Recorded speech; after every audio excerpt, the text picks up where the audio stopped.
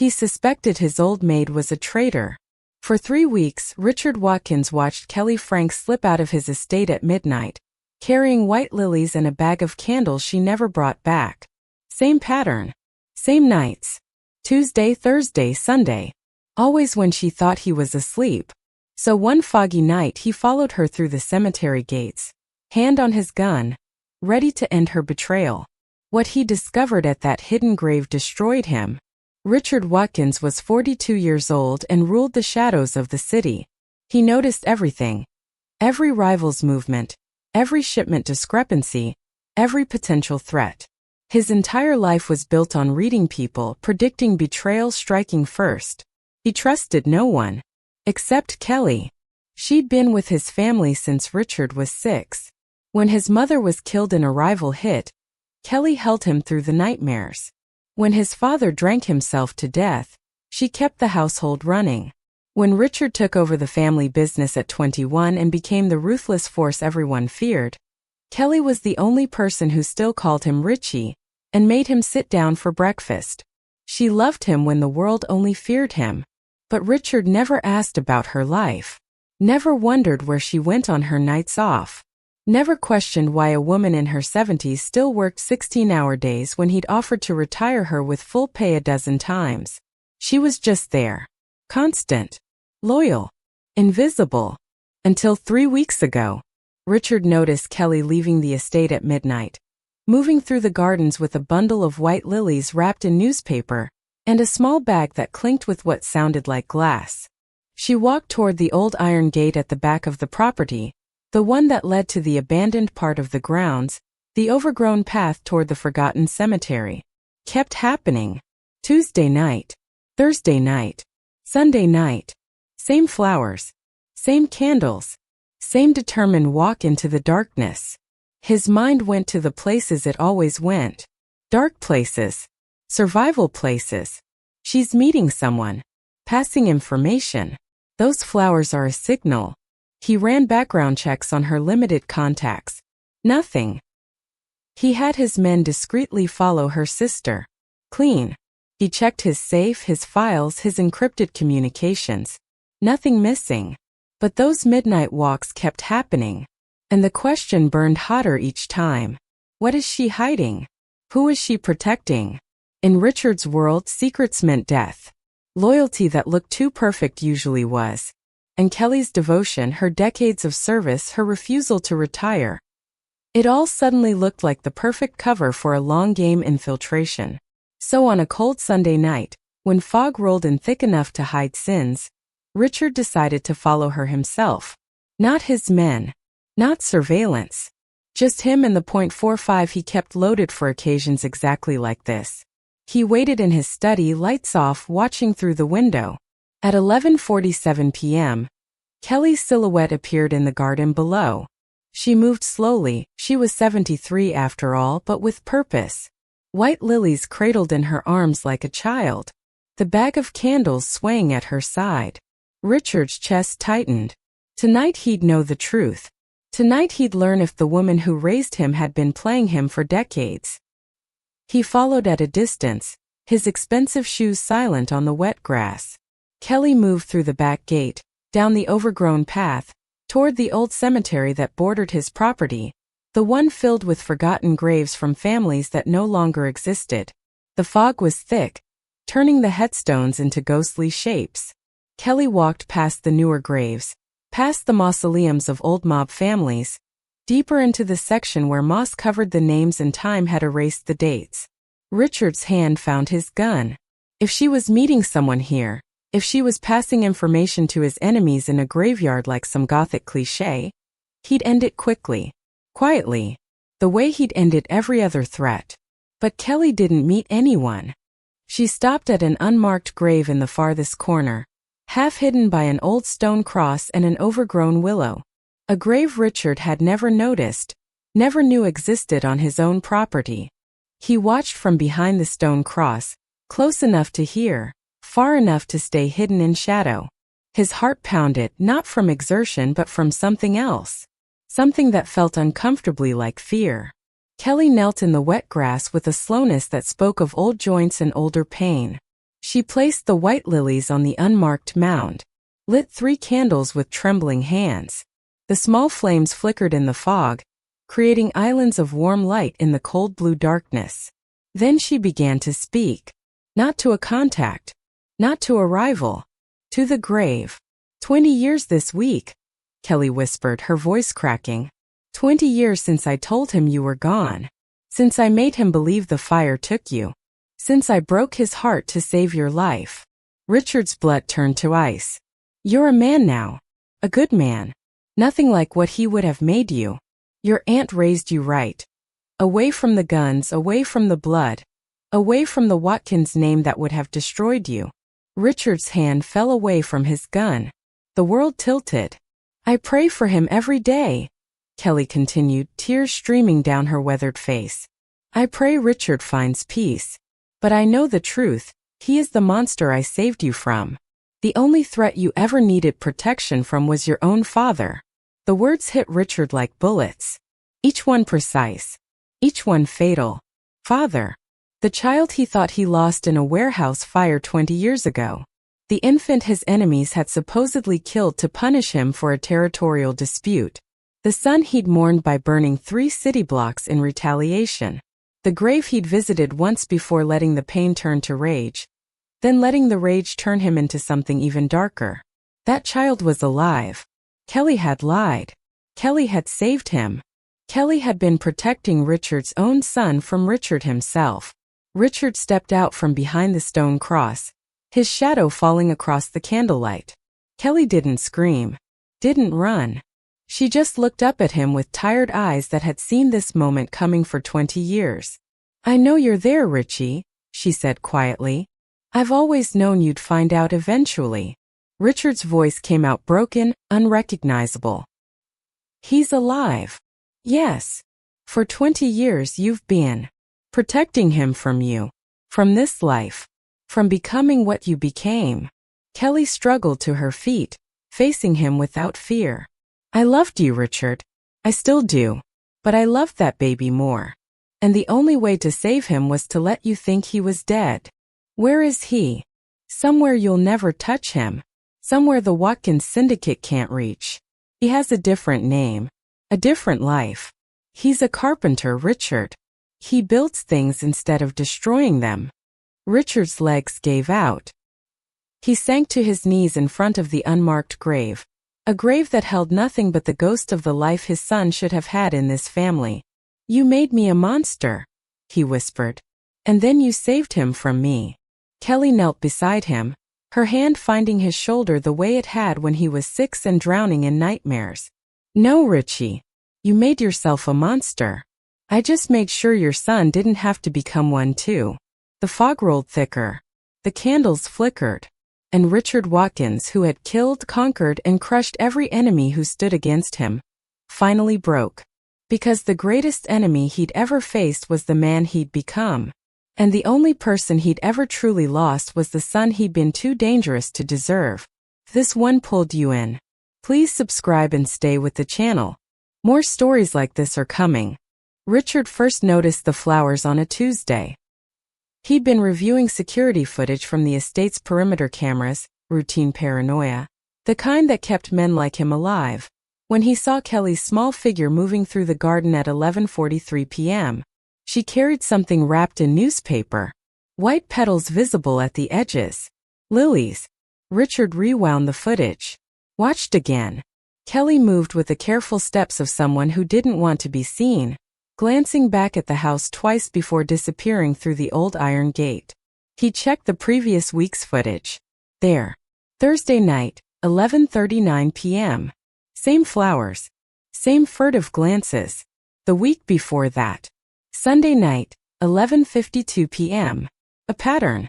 Richard leaned back in his leather chair, fingers steepled, mind already running through scenarios. In his world, patterns meant planning. Planning meant purpose. And secret purposes in the middle of the night meant betrayal. He'd built the Watkins syndicate by trusting his instincts. Those instincts had kept him alive through 3 assassination attempts, 2 federal investigations, and the constant circling of rivals who wanted his territory. Those same instincts were now screaming that something was wrong. Kelly had been with his family for 36 years. She'd seen everything: the business meetings in the study, the men who came and went with briefcases full of cash, the phone calls conducted in careful code. She knew which politicians were on the payroll, which judges looked the other way, which police captains fed him information. She knew enough to destroy him. Richard had always assumed her loyalty was absolute. She'd raised him, after all. Loved him when his own parents were too broken or too dead to manage it. But love was a weakness in this business. And weaknesses got exploited. What if someone had gotten to her? What if one of his rivals had found her outside the estate, made promises, applied pressure? An old woman living on a modest salary. How much would it take to turn her? A threat against her sister? A pile of cash for her retirement? Or worse, what if she'd been playing him from the beginning? 36 years was a long game, but Richard had seen longer. Patient infiltration. Deep cover. Waiting for the perfect moment to strike. The lilies bothered him most. White lilies were funeral flowers. Mourning flowers. In the language of his world, they meant death was coming. Was she signaling someone? Leaving them at a drop point? Meeting a contact who needed to know the flowers meant the information was ready? Richard pulled up Kelly's financial records. He had access to everything, always had. No unusual deposits. No suspicious withdrawals. Her bank account was modest, stable. Exactly what you'd expect from a lifelong domestic employee. But that meant nothing. The smart ones never touched traceable money. He checked her phone records. Limited calls, mostly to her sister in the suburbs. A few to the grocery store. Nothing to obvious rivals or unknown numbers. Still, those midnight walks. Those flowers. Richard made a decision. Thursday night, he'd follow her himself. Not send his men. If Kelly had been compromised, he needed to know who she was working for. What she was trading. How deep the betrayal went. And if his paranoia was right, if the woman who raised him had sold him out, he'd handle it the way he handled every threat. Quickly. Quietly. Permanently. He looked at the freeze frame on his monitor. Kelly's silhouette at the gate, lilies in her arms heading into darkness. "Who are you meeting, Kelly?" he whispered to the empty study. "And what are you selling them?" Thursday was 2 days away. Richard could be patient. He'd learned that from watching his enemies. You don't strike at the first sign of betrayal. You wait. You watch. You confirm. Then you eliminate the problem before it eliminates you. He closed the surveillance footage and poured himself a whiskey, but the taste was ash in his mouth.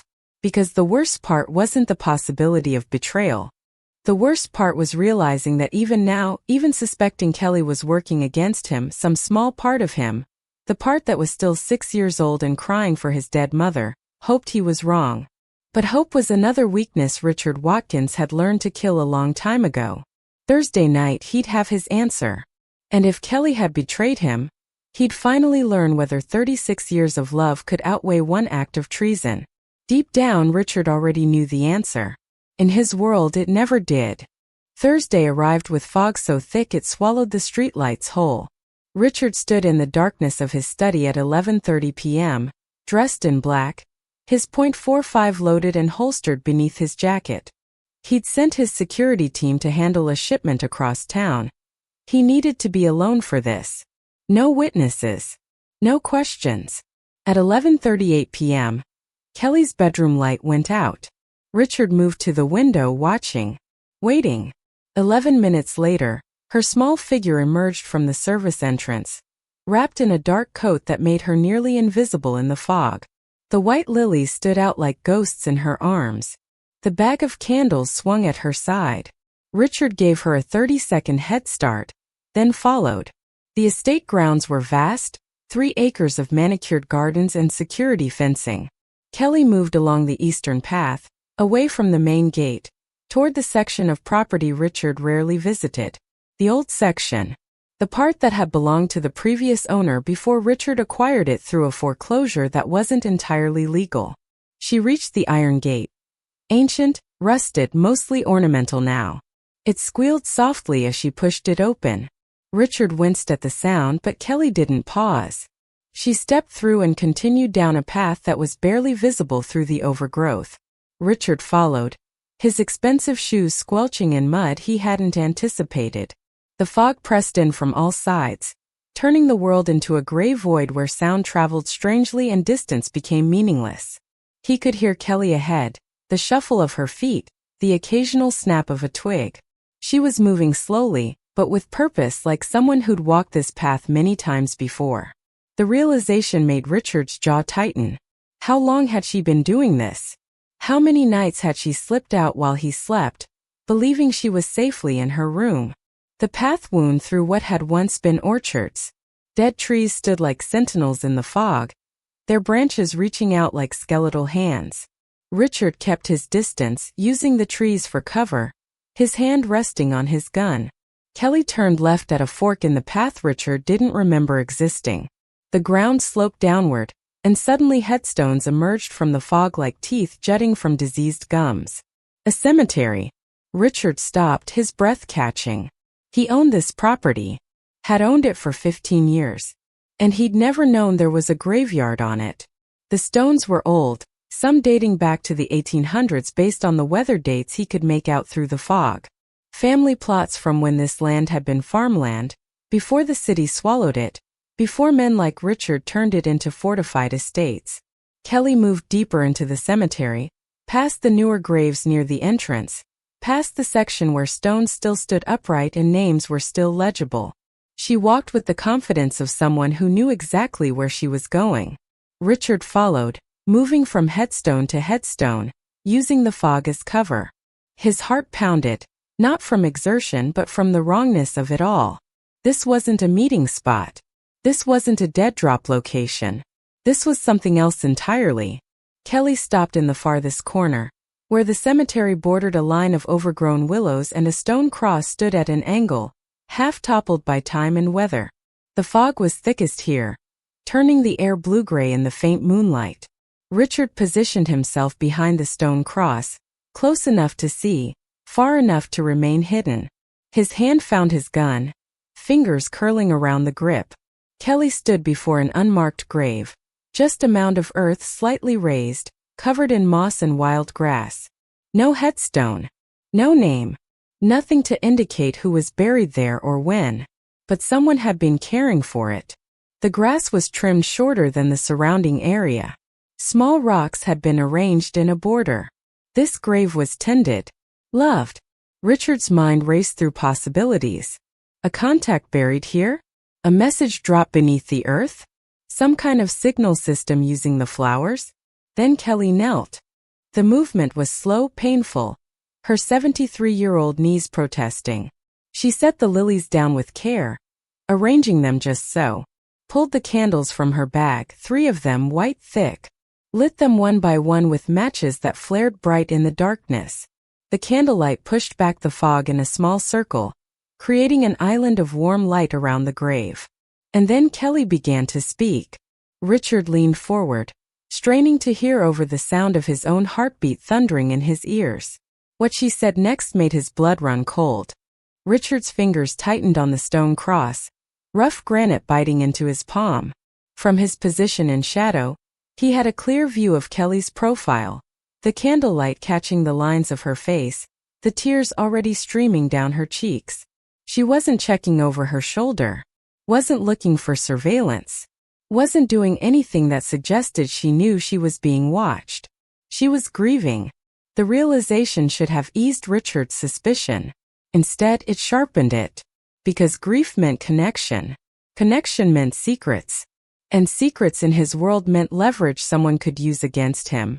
Kelly placed her weathered hands on the unmarked mound, fingers spread wide like she was trying to touch whoever lay beneath 6 feet of earth. 20 years this week, she whispered. Richard went still. 20 years. The number hit him like a physical blow, though he couldn't immediately place why. 20 years since I told him you were gone, Kelly continued, her voice breaking. Since I made him believe the fire took you. The fire. Richard's mind flashed back 2 decades. The warehouse on the east side. The territorial dispute with the Castellano family. The explosion that had lit up the night sky. The emergency call that had brought him racing across the city, already knowing somehow that everything was about to change. The fire that had killed his infant son. Since I broke his heart to save your life. The words didn't make sense. Richard's brain tried to process them, to fit them into reality, but they wouldn't go. His son was dead. Had been dead for 20 years. He'd identified the remains himself, what little there was to identify. He'd buried the boy in the Watkins family plot. He'd burned 3 city blocks in retaliation. His son was dead. You're a man now, Kelly said to the grave. 20 years old. A good man. Nothing like what he would have made you. Richard's knees almost gave out. He caught himself against the stone cross, bark from the overgrown ivy scraping his face. His breath came in short, sharp gasps that he fought to silence. A man now. 20 years old. Your aunt raised you right. Away from the guns, away from the blood. Away from the Watkins name that would have destroyed you the same way it destroyed your father. Kelly's sister. The one who lived in the suburbs. The one who'd moved to Ohio right after the fire. Right after the funeral. Richard had sent her money over the years. Guilt money, grief money, because she'd lost her nephew and he knew what that felt like. Except she hadn't lost anyone. She'd been raising him. I see you sometimes, Kelly continued, pulling a photograph from her coat pocket. Even from a distance, Richard could see it was recent. A young man, dark hair, strong build, standing in front of what looked like a construction site. Your aunt sends me pictures. You look so much like him, you know? Same eyes. Same stubborn jaw. But you smile, baby. You smile in a way Richard hasn't smiled since he was a boy. Richard's hand moved to his gun, not from threat instinct, but because he needed something solid to hold on to. Something real. Because nothing else made sense. His son was alive. Kelly had faked his death. Kelly had stolen 20 years. I pray for him every day, she said, her voice dropping to barely a whisper. I pray Richard finds peace.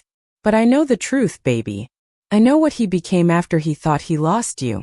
The violence got worse. The empire got darker. He stopped being the Richie I raised and became something else entirely. She wiped her eyes with the back of her hand, smearing dirt across her cheek. He is the monster I saved you from. The only threat you ever needed protection from was your own father. The words should have made Richard angry. Should have sent him storming out from behind the cross to demand answers, to grab Kelly by the shoulders and shake the truth from her. Instead, they paralyzed him. Because even as his mind screamed denials, his heart recognized the truth in them. What had he become in the 20 years since the fire? How many people had he killed? How many lives had he destroyed? How much blood had he spilled in the name of protecting an empire built on the graves of anyone who stood in his way? He'd become his father, then surpassed him, then kept going until there was nothing human left, just the machine that ran the Watkins syndicate. Kelly was right. If his son had lived, Richard would have raised him to be the same kind of monster, would have taught him that power came from fear, that loyalty was bought with violence, that the only things that mattered were control and dominance and never, ever showing weakness. He would have destroyed the boy just like his own father had destroyed him. Kelly struggled to her feet, joints creaking. She kissed her fingers and pressed them to the earth. Happy birthday, my sweet boy. I love you. I'll always love you. Birthday. Richard's son would have turned 20 this week. Would have. Was turning. The grammar didn't work anymore because the truth had rewritten everything. Richard's shadow fell across the candlelight. Kelly's body went rigid. I know you're there, Richie, she said without turning around. I've always known you'd find out eventually. Richard stepped out from behind the stone cross, his movements slow, dreamlike.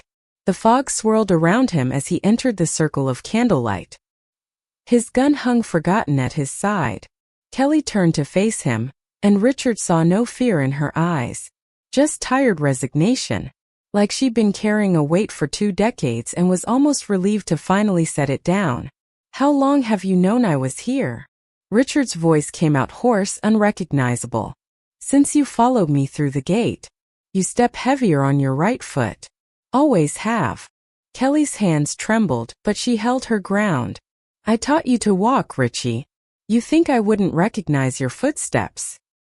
He's alive. Richard couldn't make it a question. The evidence was too overwhelming. But his mind still couldn't fully grasp it. Yes. For 20 years. For 20 years I've kept him safe. From your enemies. From your world. From you. The last word hit like a blade between the ribs. The fire, Richard managed. The body. I identified. A homeless infant from the morgue. Dead 2 days from exposure. Same age. Same build. Kelly's voice was steady now, matter of fact. I paid the coroner $50,000 from my savings. Paid the fire inspector another $30,000 to confirm the scene matched an accident. Paid your own security chief $100,000 to make sure no one looked too closely at the remains. Richard's mind reeled. Marcus? Marcus helped you. Marcus loved that baby too. He held him the day he was born. And Marcus knew what you were becoming. Kelly took a step closer. We all knew, Richie. Everyone who truly cared about you could see it. The boy your father raised was dying, and the monster was taking over. We couldn't save you. But we could save your son. You had no right. I had every right. Kelly's voice cracked like a whip, decades of silent strength finally breaking through. I raised you from the time you were 6 years old. I watched your father beat the humanity out of you. Watched him teach you that love was weakness and mercy was failure. Watched him turn a sweet boy into a killer before you were old enough to vote. Richard opened his mouth, but no words came. When your son was born, I saw it happening again, Kelly continued. You held him that first day, and there was still light in your eyes. Still hope. But then the Castellanos came for your territory, and you started talking about legacy. About raising him to be strong. About teaching him the family business. He was my son. Mine to raise. To raise into what? Another Richard Watkins? Another man who solves problems with bullets? Another child who grows up thinking love is just another form of control. Kelly's tears flowed freely now. I couldn't watch it happen again. I couldn't stand by while you destroyed another generation. So you stole him from me. I saved him from you. The distinction felt important, but Richard's brain couldn't process the difference. Everything he'd believed for 20 years was a lie. Every decision he'd made, every action he'd taken, every person he'd killed in the name of avenging his son, all of it built on a foundation of deception. Where is he? Richard's hand moved toward his gun without conscious thought. Kelly saw it. Didn't flinch. Somewhere you'll never find him. Somewhere the Watkins name means nothing. He has a different identity, different life, different father as far as the records show. What's his name? I won't tell you that. Kelly, you'll kill him, Richie. Maybe not with your hands, but you'll kill who he is. You'll drag him into your world and it will destroy him the same way it destroyed you. She moved between Richard and the grave, a 73-year-old woman standing between a mob boss and his son. Over my dead body will I let that happen. Richard's finger found the trigger. The logical part of his brain, the part that had kept him alive this long, screamed that Kelly was a threat. A liar. Someone who'd betrayed him in the deepest way possible. But another part, the part that was still 6 years old and crying for his mother, remembered Kelly's hands braiding his hair. Kelly's voice singing him to sleep. Kelly's arms holding him through nightmares while his father drank himself unconscious in the next room. Does he know about me? Richard whispered. Kelly's expression softened fractionally. He knows his father died before he was born, killed in gang violence. He knows his mother died in childbirth. He thinks he's an orphan who got lucky with a loving aunt. You erased me. I gave him a chance to be something other than your legacy. Richard's hand fell away from his gun. His legs finally gave out, and he sank to his knees in the wet grass beside the unmarked grave. A grave that held nothing but the ghost of the life his son should have had. Should have had if Richard had been a different man. A better man. A man who deserved to raise a child. What is he like? Richard asked, his voice breaking completely. Kelly knelt beside him and despite everything, her hand found his shoulder. He's kind, she said softly. He builds houses for people who can't afford them. He volunteers at the shelter on weekends. He's in love with a teacher who makes him laugh. She paused. He's everything you could have been, Richie. Everything you should have been. Everything your father beat out of you before you had a chance to choose differently.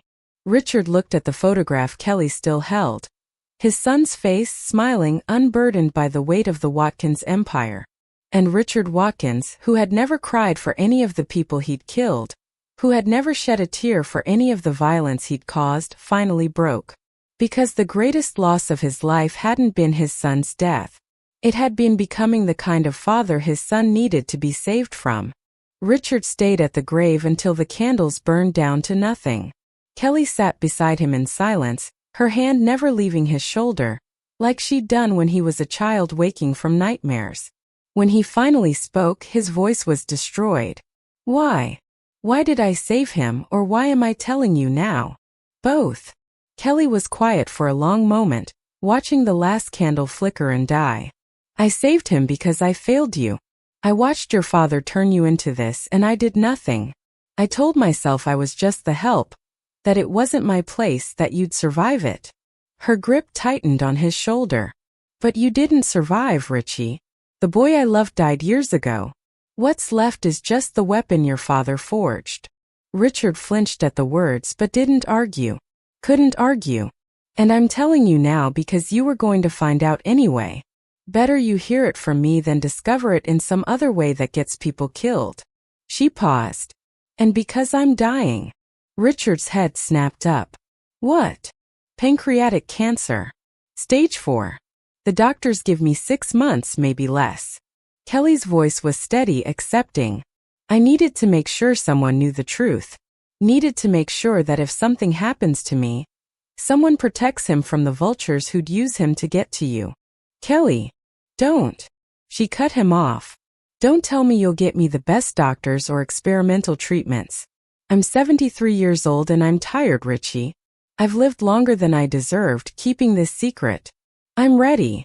Richard's throat closed. First his son. Now Kelly. Everything he thought was permanent was dissolving like fog in sunlight. I want to see him, he said. No. Kelly, please. I said no. You'll scare him or corrupt him or drag him into your world just by existing near him. I won't approach him. I won't speak to him. Richard's voice cracked. I just need to see him. Once. Please. Kelly studied his face for a long time, searching for something. Finally she sighed. Once. From a distance. And if you ever try to contact him, if you ever let him know who you really are, I'll tell him everything. Every person you've killed. Every life you've ruined. I'll make sure he knows exactly what kind of monster his real father is. I understand. Saturday morning. He volunteers at a construction site building affordable housing. I'll take you there. We watch from across the street. 5 minutes. Then we leave and you never go back. Thank you. Don't thank me, Richie. This isn't kindness. This is me hoping that seeing what you could have raised him to be breaks you enough that you stop breaking everyone else. Saturday morning came wrapped in gray clouds that threatened rain but never delivered. Richard sat in the passenger seat of Kelly's old sedan. He'd left his armored SUV at the estate, left his security detail behind, left everything that marked him as Richard Watkins. Just a man going to see a ghost. The construction site was in a neighborhood Richard's company had priced families out of 5 years ago. Gentrification, they'd called it. Profit, he'd called it. The affordable housing project was an attempt to repair the damage, though Richard doubted it would help much. Kelly pulled to the curb across the street. Blue shirt. By the lumber. Richard's eyes found him immediately. 20 years old. Dark hair. Strong build from physical labor. He was laughing at something another worker said, his whole face lighting up with genuine joy. Richard couldn't breathe. The boy, his son, moved with easy confidence, carrying 2x4s like they weighed nothing, calling out measurements to a woman with a blueprint. No swagger. No aggression. Just competent, honest work. His name is Daniel, Kelly said quietly. Danny. He's studying civil engineering at night school. Wants to design bridges. Daniel. Not a Watkins name. Not a name heavy with legacy and blood. He doesn't drink. Doesn't smoke. Goes to church on Sundays with his aunt. Kelly's voice carried a pride Richard had never heard her use when talking about him. He broke up with his last girlfriend because she wanted him to lie on an insurance claim. Said his integrity wasn't for sale.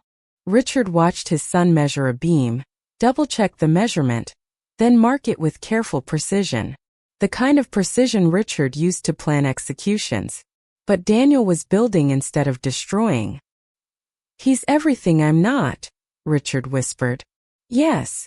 A woman approached Daniel, late 20s, pretty, carrying coffee. Daniel's face transformed when he saw her, the joy doubling. He kissed her cheek, took the coffee, said something that made her laugh. That's Sarah, Kelly said. Second grade teacher. They met at a literacy volunteer program. She doesn't know his aunt has money. Thinks Danny's just a construction worker putting himself through school. Loves him anyway. Richard watched his son's hand find the small of Sarah's back, protective but gentle.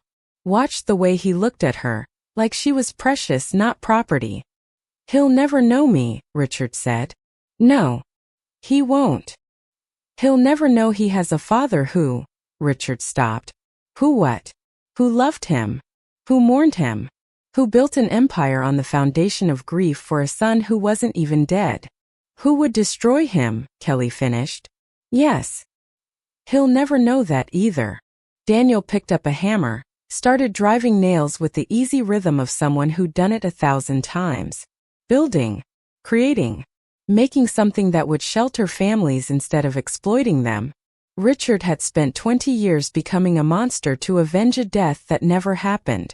And in doing so, he'd proven exactly why his son needed to be saved from him. 5 minutes are up, Kelly said gently. Richard couldn't move.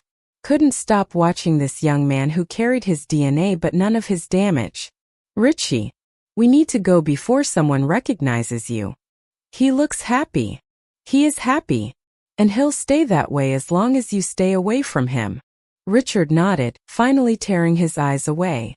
As Kelly pulled back into traffic, he took one last look. Daniel was teaching a younger volunteer how to properly hold a hammer, patient and encouraging, building confidence the same way he built houses. Everything Richard had never learned to be. Richard sat in his study that night, staring at the photograph Kelly had given him, Daniel with Sarah, both smiling at some charity event, completely unaware they were being documented by the grandmother who'd orchestrated the greatest deception of Richard's life. His phone buzzed. Marcus. His security chief. The man who'd helped fake his son's death. Richard answered. Boss, the Castellano meeting is set for Tuesday. They're ready to negotiate the port access. Should be a clean deal if… You knew, Richard interrupted. Silence on the other end. Then, yes. For 20 years you looked me in the eye every day and said nothing. For 20 years I kept that boy safe. Just like I promised Kelly I would. Marcus's voice was steady, unapologetic. You want to kill me for it, I'll understand. But I won't regret it. Richard should have felt rage. Should have felt betrayed. Instead, he felt nothing but a hollow ache where his certainty used to live. The Castellanos, Richard said. What do they want? Same as always. Territory. Respect. A cut of our profits. Richard looked around his study. The expensive art, the custom furniture. The floor-to-ceiling windows overlooking an estate built on other people's suffering. An empire constructed on graves. Give it to them. What? The port access. Give it to them. All of it. Boss, that's a $40 million operation. I don't care. Marcus was quiet for a long moment. What's going on, Richard? Richard looked at the photograph again. Daniel's smile. Uncomplicated. Honest. The smile of someone who slept well at night because his hands weren't covered in blood. "I'm tired, Marcus. That's all." He ended the call before Marcus could respond. The Castellanos had been Richard's enemies for 20 years. He'd burned their warehouses, killed their soldiers, systematically dismantled their operations piece by piece. All in the name of avenging a son they supposedly killed. Except they hadn't killed anyone. The fire had been an accident. A gas leak, faulty wiring, wrong place and wrong time. Richard had investigated it himself in those first grief-mad weeks. Found no evidence of foul play. But grief demanded a target, and the Castellanos had been convenient. So he'd gone to war anyway. Destroyed families. Created widows and orphans. Built monuments to his pain on the bones of people who'd done nothing to deserve it. 20 years of violence. 20 years of bodies. 20 years of becoming exactly the kind of man his son needed protection from. And for what? Richard pulled up his files. Digital records of every operation, every deal, every person he'd ordered killed. The list was long. Too long. Names and dates and methods, all meticulously documented because Richard believed in knowing exactly what he'd done. 37 people. That's how many deaths he could directly attribute to his orders. 37 lives ended because Richard Watkins decided they were threats or obstacles or useful sacrifices. How many of them had children? How many had people who loved them the way Kelly loved Daniel? Richard's hand shook as he scrolled through the names. Castellano soldiers, mostly, but also witnesses who knew too much. Rivals who challenged his territory. One accountant who'd threatened to go to the feds. A journalist who'd been asking uncomfortable questions. A journalist who'd had a daughter. Richard remembered that one specifically because the daughter had shown up at his gate 3 years later, screaming about justice and murder. Security had removed her. Richard had never thought about her again. Until now. Now he couldn't stop thinking about all of them. 37 ghosts. 37 people who'd had lives and futures and people who needed them. Gone. Because Richard Watkins was sad and angry and too powerful to be stopped. He opened his safe, pulled out the Glock he kept for personal use. The weight was familiar. Comforting. He'd killed 6 people with this particular weapon. Could probably identify which bullets matched which bodies if he checked the records. Richard set the gun on his desk. Stared at it. 1 bullet. That's all it would take to end this. To stop the machine that was Richard Watkins from creating any more damage. Kelly's voice echoed in his head. He's everything you could have been. But Richard hadn't been. Hadn't chosen kindness or creation or building bridges. He'd chosen violence and destruction and ruling through fear. And now he had a choice. Keep being the monster or find some way to stop. The gun sat on the desk, offering the easy answer. But easy wasn't the same as right. Richard thought about Daniel teaching that young volunteer how to hold a hammer. Patient. Encouraging. Building confidence instead of breaking it. What would his son do? The question felt absurd. Daniel would never be in this position because Daniel was fundamentally good in a way Richard had forgotten how to be. But maybe that was the point. Maybe Richard couldn't become Daniel. Couldn't undo 20 years of damage or resurrect 37 ghosts. But maybe he could stop creating new ones. Richard picked up his phone. Started making calls. Not to order hits or plan operations or consolidate power. To start dismantling everything he'd built. Because if he couldn't save himself, maybe he could at least save his son from inheriting a legacy soaked in blood. Richard spent the next 3 weeks systematically destroying everything he'd built. He started with the money. Offshore accounts in the Caymans, shell corporations in Delaware, cash reserves buried so deep in legitimate businesses that even the feds couldn't trace them. Richard knew where every dollar lived because he'd hidden them himself. Now he moved them. $10 million to a fund for families of violent crime victims. $20 million to addiction treatment centers in neighborhoods his drug operations had poisoned. $50 million to affordable housing projects, including the one where Daniel volunteered. Anonymous donations. Untraceable. Money laundered clean one final time, but for redemption instead of profit. Marcus appeared in his study on day 4. The accountants are asking questions. Tell them I'm diversifying. Into charity? Marcus's expression was carefully neutral. Boss, you're bleeding the organization dry. Good. The captains are getting nervous. They think you're preparing for a federal raid. Some are talking about jumping ship before it sinks. Let them jump. Give them severance. Generous severance. Enough to start over somewhere clean. Richard didn't look up from his laptop, where he was transferring another $8 million to a legal defense fund for wrongly convicted inmates. Anyone who wants out gets out. No retaliation. No questions. Marcus sat down uninvited. What happened at that cemetery? Richard finally met his eyes. I realized I've spent 20 years becoming the villain in my son's origin story. The monster parents warn their children about.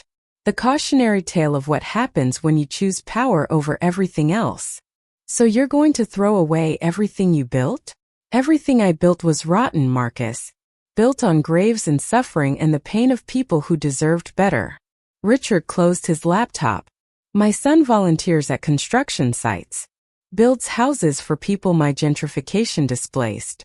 How's that for irony? Marcus was quiet for a long moment. What do you need from me? Protection. Not for me. For Daniel. I need to make sure that when this empire falls, nobody goes looking for leverage. Nobody tries to use him to get to me. He doesn't even know you exist. Exactly. And I need to keep it that way. Which means eliminating anyone who might figure it out and decide a Watkins heir is worth kidnapping. Marcus nodded slowly. The family records. Birth certificates. Hospital records from 20 years ago. All of it. Burned. Erased. I want every connection between me and that boy scrubbed so clean that even if someone suspects, they can't prove it. That's a lot of people who know pieces of the story. Richard's expression went cold. A flash of the old monster. Then we make them forget. Money for some. Threats for others. And for anyone who won't take either. He let the implication hang. You said no more killing. I said no more unnecessary killing. Protecting my son isn't unnecessary. Richard pulled up a list on his screen. 17 names. People who'd been present at Daniel's birth. Medical staff. Security personnel. Kelly's contacts. These people get paid very well to remember nothing. If they refuse, they become problems.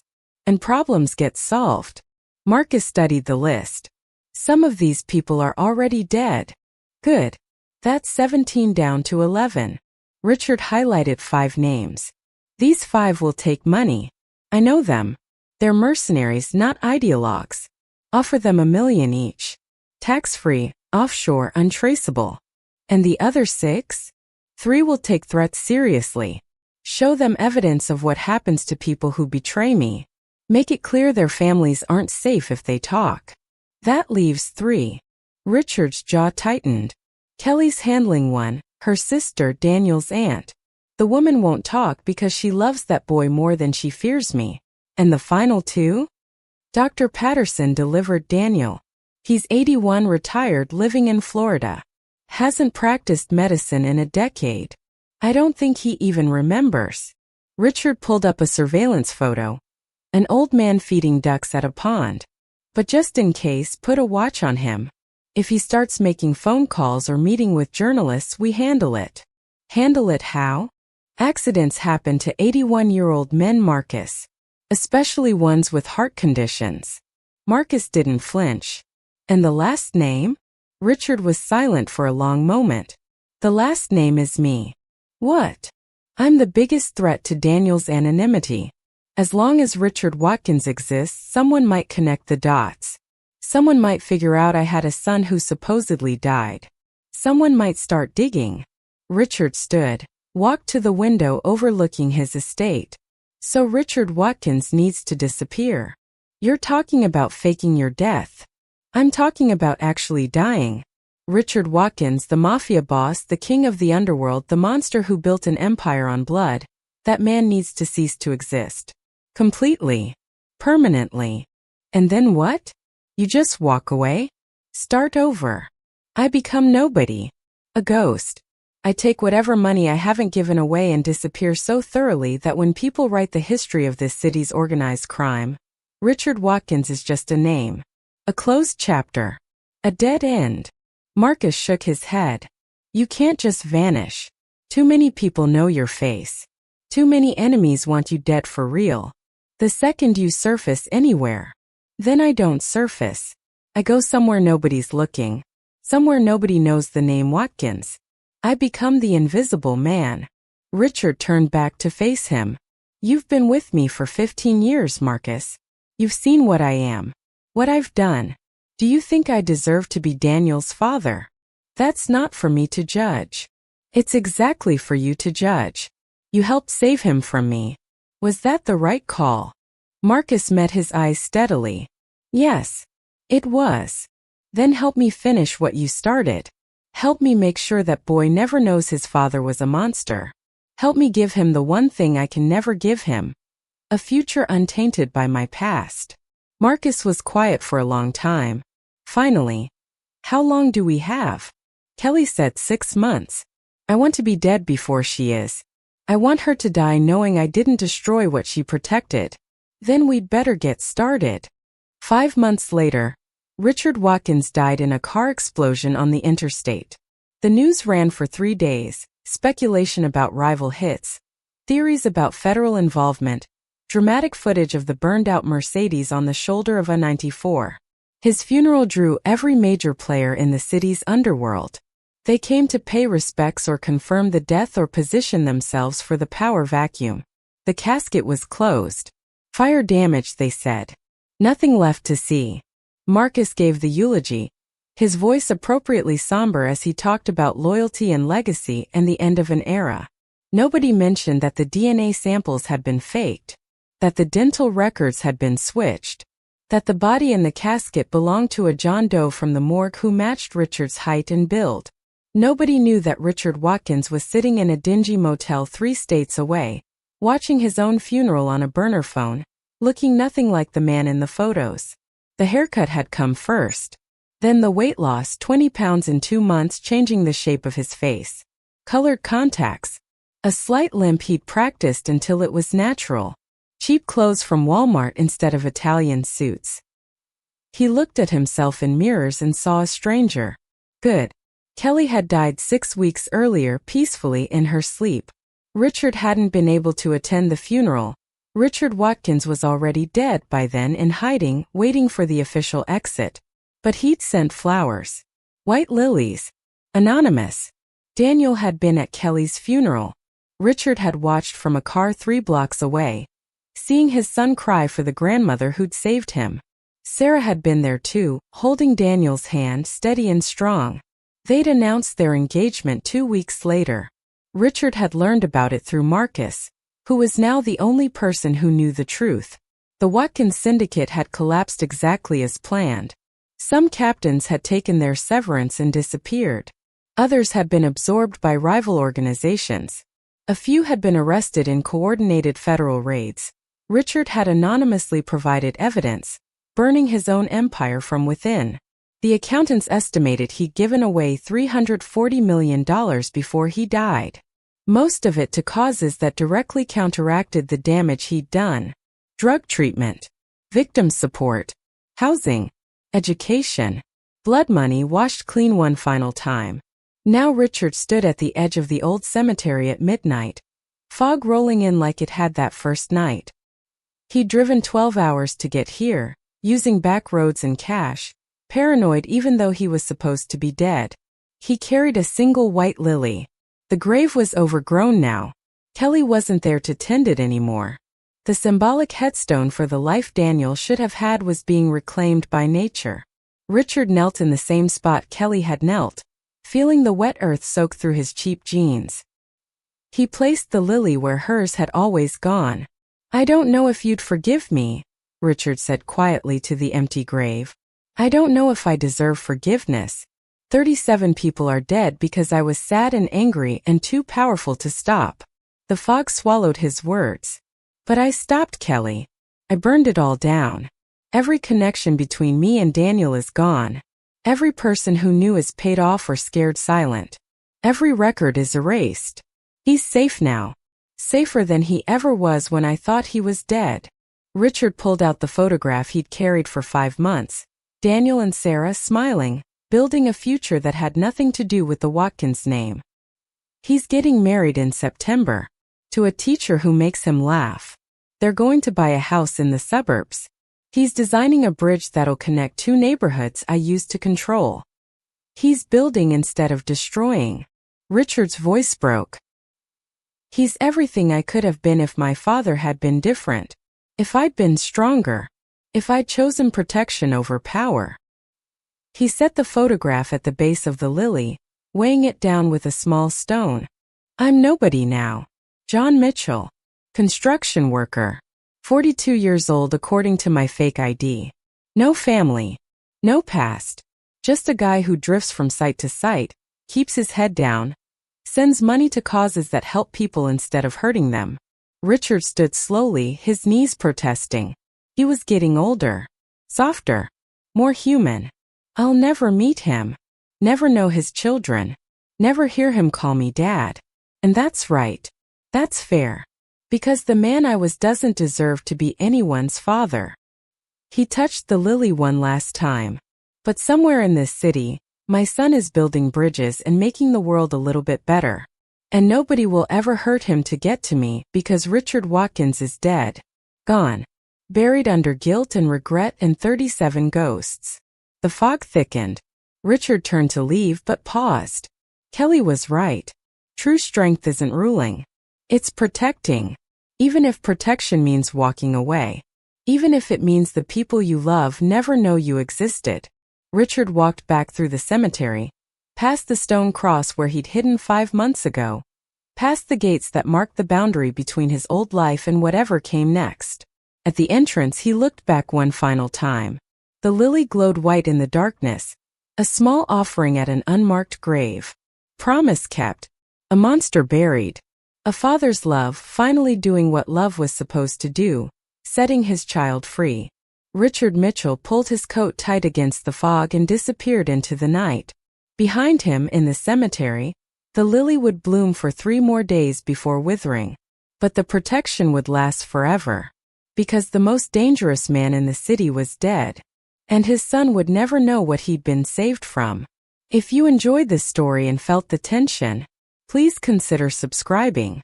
It really helps the channel. And more Mafia stories are on the way.